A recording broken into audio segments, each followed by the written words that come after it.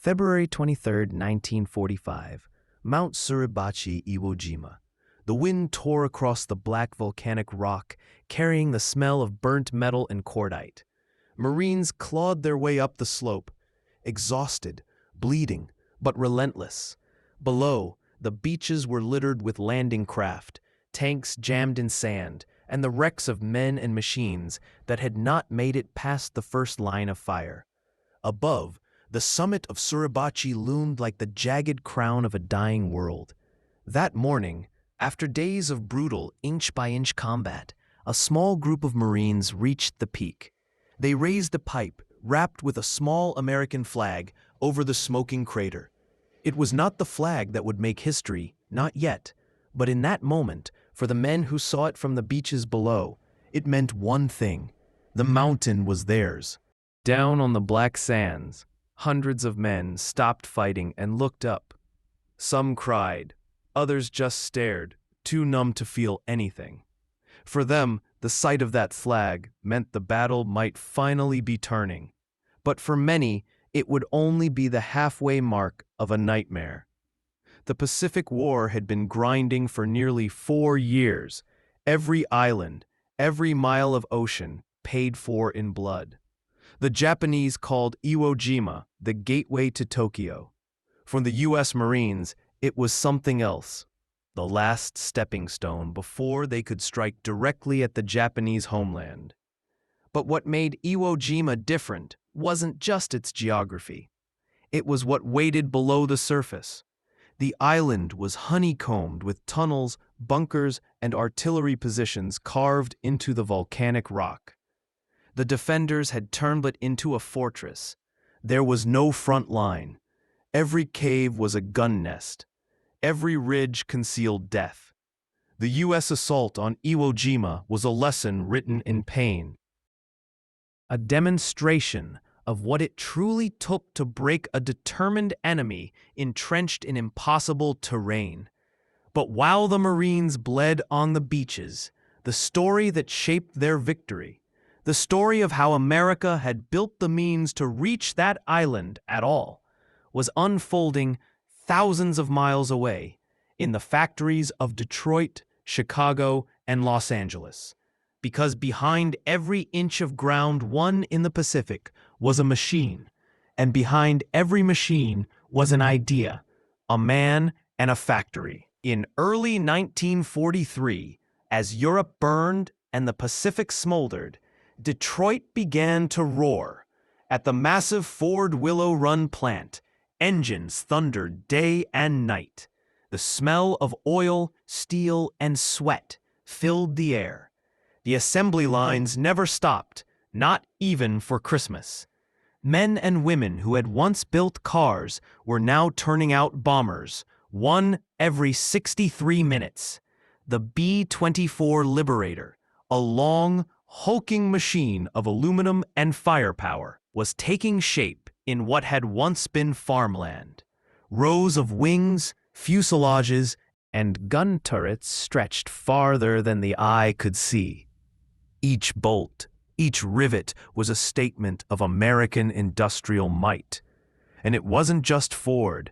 Packard, General Motors, Allison, and North American Aviation were producing engines, tanks, and fighters in a synchronized rhythm of mass production the world had never seen. It was called Arsenal of Democracy. But it was more than propaganda. It was a transformation of a nation. Auto workers became machinists. Housewives became riveters. Engineers became generals of industry. And among the millions of machines born from this industrial storm, one would come to define air power in the closing years of the war: the North American P-51 Mustang. Fast, sleek, elegant, the P-51 wasn't just another fighter. It was a revolution in design. Its laminar flow wing reduced drag. Its bubble canopy offered unmatched visibility. And when fitted with the Packard-built Rolls-Royce Merlin engine, it became something new entirely. A machine that could outrun, outfight and outlast anything the Axis could put into the sky. It wasn't just a plane. It was the weapon that brought daylight to the bomber crews who had once flown into Germany under constant threat. But, as with all things built for war, perfection came with a price. And the men who maintained those aircraft, the ground crews, the mechanics, the engineers, knew that beauty and fragility often lived side by side. In one airfield in Cambridgeshire, England, a man named Robert Mitchell stood ankle-deep in cold mud, wiping grease from his hands. He wasn't a pilot. He wasn't a soldier in the traditional sense. But every pilot who climbed into a P-51 that left his maintenance line trusted him with their life. Mitchell had been an aircraft mechanic for 2 years. He had worked through snow, rain, and darkness, sealing coolant lines, inspecting radiators, checking for leaks that could mean the difference between life and death. Because for all its glory, the P-51 had a secret. It could be killed by a single bullet, not from a cannon, not from a missile, but from a simple rifle round. If that round hit the wrong place, and as the war pushed deeper into Europe, that secret would become the quiet, unspoken fear of every Mustang pilot.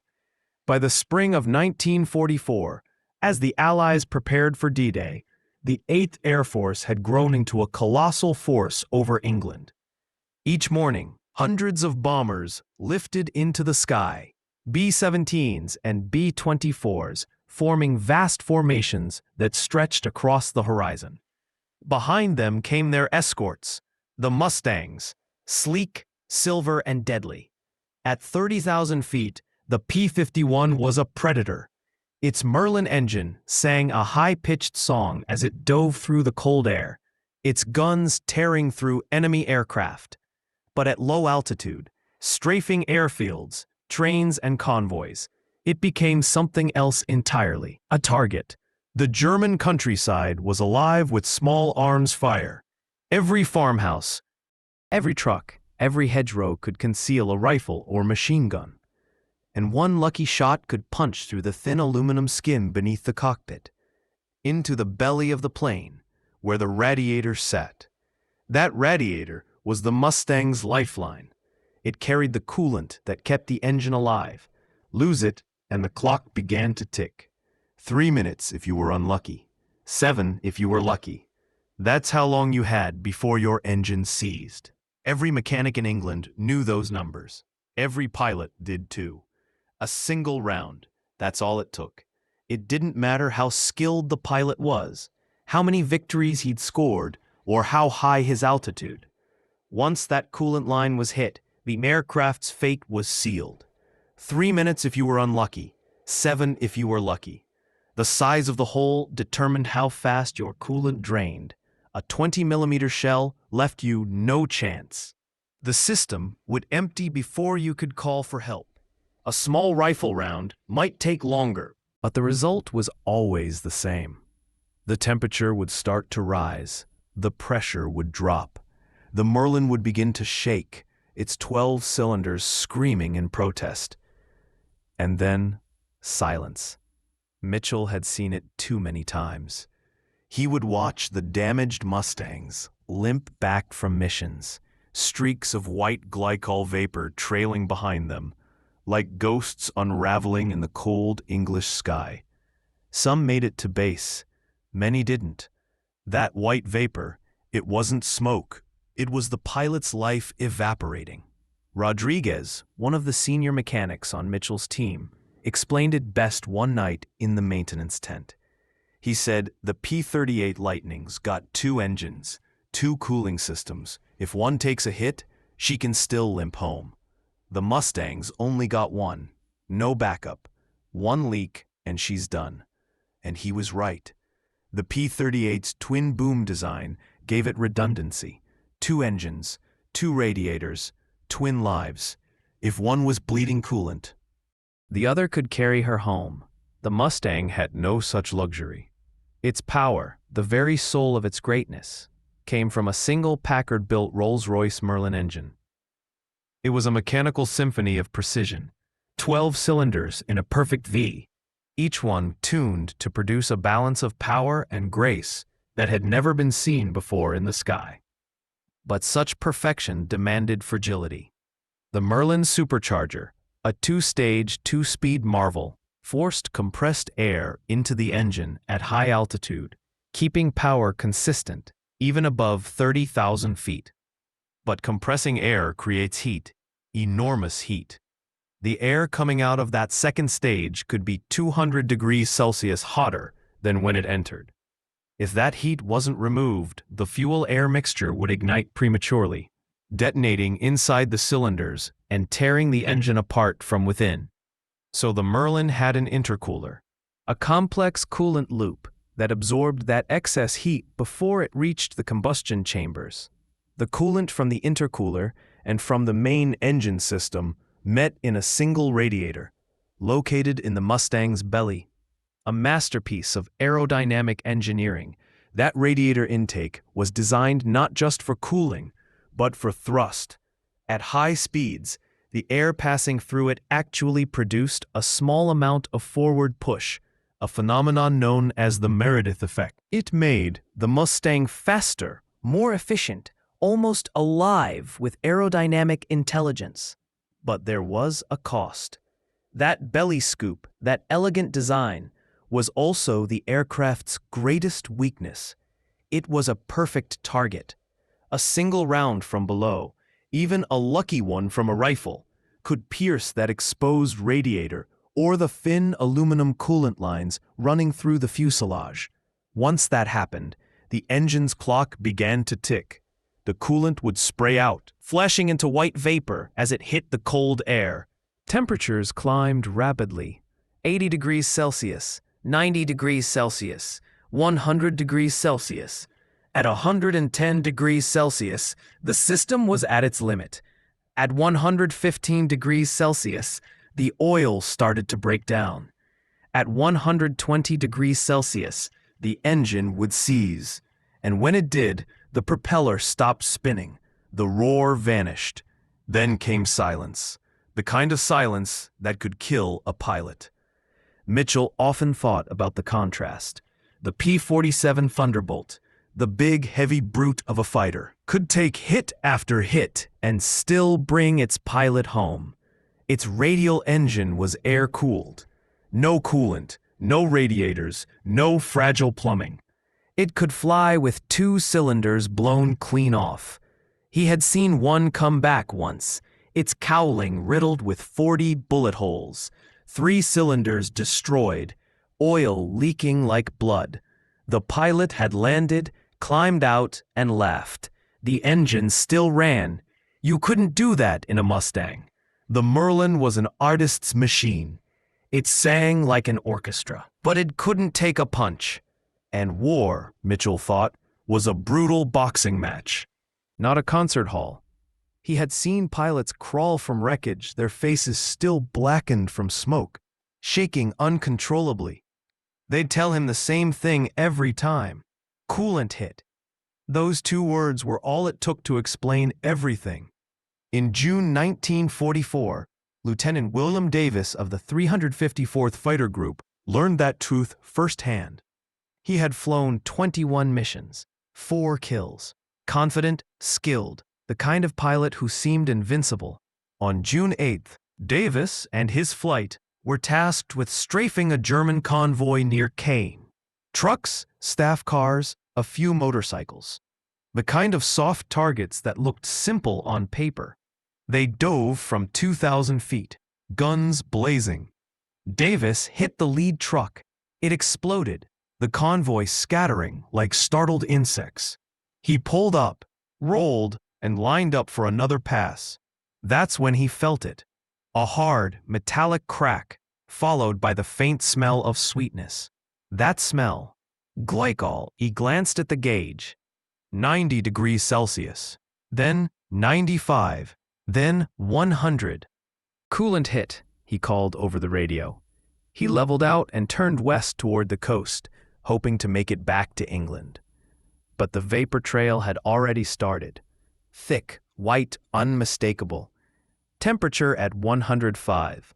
He throttled back. 106, 107, 108.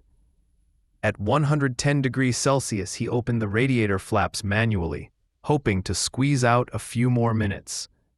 It worked, briefly. The temperature dropped back to 106. Then it started to climb again. 108, 110, 112. The engine began to shudder. The vibration crept up through the control stick into his hands. He was still 40 miles out, 10 minutes from base. 114 degrees Celsius. The shaking worsened. The propeller lost smoothness, each blade clawing at the air unevenly. 118 degrees Celsius. Then, silence. The propeller froze. The cockpit went quiet, except for the wind streaming past the canopy. Davis switched to glide speed, 140 miles per hour. Eyes fixed on the horizon. He saw the airfield ahead, barely. He cleared the boundary fence at 300 feet, dropped the gear, and hit the runway long. The plane bounced once, twice, then rolled to a stop. Steam poured from the cowling. Davis sat there, hands shaking, heart pounding. He had made it. Barely. 13 minutes. That's how long it took for a single bullet hole, the size of a grain of rice, to drain the life from his engine.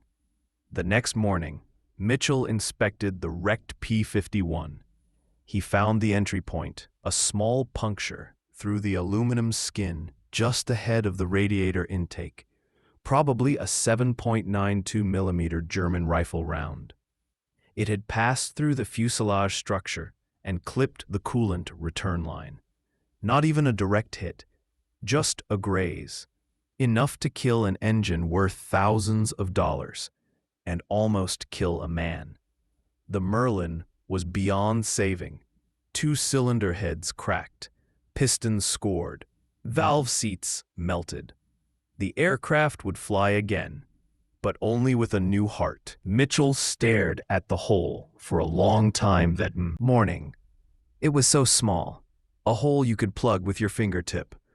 But that's how fragile victory could be, he thought. One hole, one mistake, one round, and the whole machine dies. By the end of that summer, the statistics told a grim truth. Between April and August 1944, the 8th Air Force lost 569 Mustangs. 41% were lost during strafing runs, most from coolant hits. The numbers didn't lie. The P-51's greatest weakness wasn't its pilot, or its strategy, or its engine. It was physics. Mitchell couldn't shake the image. That small hole, that single leak that turned the most beautiful fighter in the world into a coffin in the sky. It haunted him through the nights, when the generator stopped humming, and all he could hear was the soft dripping of oil and coolant hitting the hangar floor. Every morning he'd walk past rows of Mustangs, some gleaming, some scorched, some half dismantled. Each one had a story written in bullet holes and scorch marks. Every one of them carried the same signature wound, a puncture through the belly, a coolant leak, a dead Merlin. By August 1944, the Allied advance through France was in full motion. The P-51s were everywhere, escorting bombers, strafing trains, hunting anything that moved. But the more they flew, the more Mitchell saw them die. And he wasn't alone. Word spread among the mechanics, quiet conversations over coffee and cigarette smoke. "The Mustang's too thin-skinned," one said. "She's built for beauty, not battle." Another would reply, "Yeah, but she gets you home fast, if no one shoots back." They laughed, but it wasn't humor. It was resignation. One afternoon, orders came through that Edgar Schmude himself, the chief designer of the Mustang, was visiting the airfield. To Mitchell, that name was legend. The man who had turned a British requirement into the most elegant warplane ever built. When Schmude arrived, he looked exactly as Mitchell imagined. Sharp eyes, slick back hair, coat spotless despite the dust of the base. He carried himself like a man who knew his creation was destined for history books. The officers lined up to greet him. Mitchell stayed at the back. Mechanics didn't talk to legends. But Schmood wanted to see the planes and the damage. When they reached the hangar, Mitchell stood beside a crippled P-51 with its cowling off, coolant streaks dried to white chalk along the fuselage. Schmood studied it for a long moment. Then he turned to Mitchell. "What happened to this one?" Mitchell hesitated. Then quietly, "Coolant hit." Schmood nodded. "Yes, I heard." Mitchell felt the frustration rise before he could stop it. "With respect, sir, it doesn't take much. One round through the belly and she's gone." The designer's eyes stayed calm. "That's war, Sergeant. Every machine has a weakness. But this one..." Mitchell pointed at the radiator. "This one's right in the open. A single lucky hit and she's finished. You made her too perfect." There was silence for a moment, just the ticking of cooling metal. Then Schmood said softly, "You think I didn't know?" Mitchell froze. "I knew," Schmood continued. "Every inch of this aircraft is a compromise. Speed, range, agility, all bought at the cost of something else. I could have armored the radiator. I could have doubled the walls of the coolant lines. But then she'd lose range. She'd lose climb. She'd lose everything that makes her a Mustang." He crouched beside the wing, tracing his hand along the smooth aluminum skin. "When I designed her, I didn't build a fortress. I built a blade. Blades cut, but they can also break." Mitchell said nothing.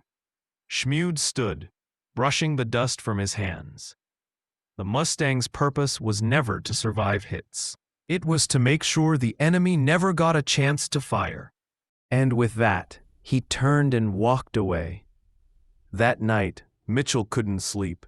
He sat alone outside the hangar, the sound of distant engines rolling across the English sky. He understood what Schmood meant. Perfection demanded sacrifice. But he also knew the cost of that perfection better than anyone. He had seen the faces of the pilots who didn't make it back. He wondered how many more Mustangs would bleed out before someone found a way to fix it. Months passed. By early 1945, the Mustang had become the undisputed king of the skies over Europe. It was everywhere, escorting bombers deep into Germany, chasing Messerschmitts over Berlin, dueling Focke-Wulfs above the Rhine. It was a legend now, a symbol of American air power. But to the men who maintained them, the truth never changed. They still kept spare radiators stacked in the hangars like ammunition. They still patched coolant lines by hand, using copper sleeves and clamps, praying they'd hold. And they still whispered the same phrase over every smoking wreck brought home by luck and wind: "Coolant hit." On February 23, 1945, Mitchell stood on the runway at Iwo Jima, watching a formation of Mustangs take off for their first long-range escort mission toward Tokyo. The engines roared, that familiar smooth harmony of 12-cylinder power. The wings glinted under the Pacific sun. He felt pride and fear. He thought of Schmood's words again. A blade. Yes, it was a blade. Sharp, flawless, and fragile. He knew that somewhere, one of those aircraft wouldn't return. And when it fell, it wouldn't be from cowardice, or pilot error, or luck. It would be from physics. A bullet no bigger than a thumb. A puncture no wider than a pen. And a white trail of vapor fading against the blue. A week later, a Mustang limped back from Tokyo. The pilot, Lieutenant Harris, barely conscious. His aircraft's belly was shredded, the radiator ripped open. He crash-landed on the strip, unbuckled his harness, and collapsed against the fuselage, still smoking. Mitchell and his team ran up, dragging him clear. The lieutenant grabbed Mitchell's sleeve, his voice a whisper. She kept flying. Then he passed out. Mitchell looked at the plane, coolant boiled dry, engine locked solid, and he understood. Despite all her flaws, the Mustang had carried him home. She wasn't perfect, but she was loyal. Weeks later, as the war in Europe ended and the hangars began to empty, Mitchell stood one last time beside a row of silent Mustangs. Some were battle-scarred, others were pristine. All were stories of courage and engineering brilliance intertwined. He realized then the P-51 wasn't just a machine. It was a symbol of the era itself, bold, beautiful, flawed, but unstoppable.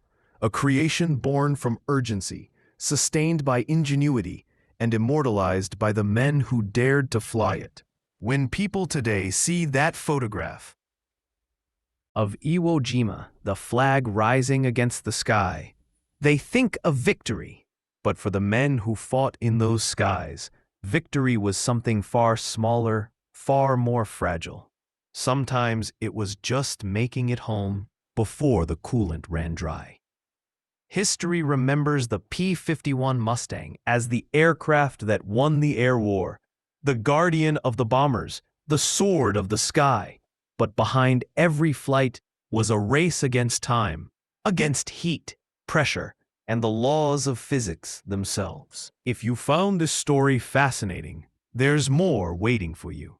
Click on the video on your screen to uncover the untold engineering secrets, the forgotten pilots, and the human stories behind World War II's most legendary machines.